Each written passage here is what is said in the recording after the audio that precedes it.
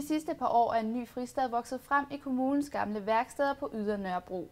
Men halvdelen af grunden er allerede jævnet med jorden, og i 2015 skal bulldozere køre over resten. Før nørklede kommunen med deres biler i garagen. Det magiske timer uden at rime. I dag fifler Mikkel Hansen med sin musik. Han har bygget et studie på kommunens gamle teknikplads sammen med 5 venner. Der er en masse mennesker, som bruger det som et hangout, hvor vi mødes her, og så laver vi vores musik her. Så jeg synes, det ville være synd, hvis det hele blev revet ned. Sidste år havde Mikkel Hansen studie i et naboskur, men det blev revet ned før jul. Halvdelen af kommunens gamle teknikplads er jævnet med jorden, og i 2015 vil kommunen bygge boliger og butikker på resten af pladsen. Birgitte Kortegaard er ansat af kommunen, der vil gøre Ydre Nørrebro til et bedre sted at bo. Hun mener, at kvarteret har brug for fristaden, også efter år 2015. Det vi især er begejstret for, det er, at det er unge med sådan en kultur, der har rod i ungdomshuset, som bor sammen med unge fra socialt belastede boligområder her på grund.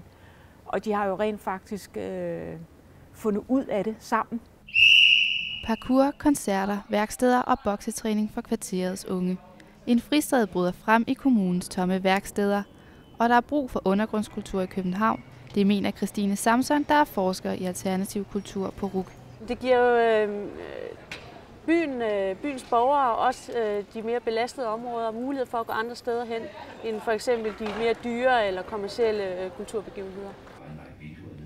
Brugerne har tilladelse til at være i bygningerne indtil år 2015. Men kulturborgmester Pia Allerslev mener, at i hvert fald en del af området skal blive stående, som det er. Jeg kunne sagtens se, at noget af det her blev liggende, også når vi begynder at sælge nogle af grundene. Men jeg vil også meget gerne have, at der blomstrer noget nyt op andre steder i byen. Så jeg håber også, at dem, der er derude i dag, at de vil tage den udfordring op. Mikkel Hansen mistede sit første studie. Måske får han lov til at beholde det, han har nu.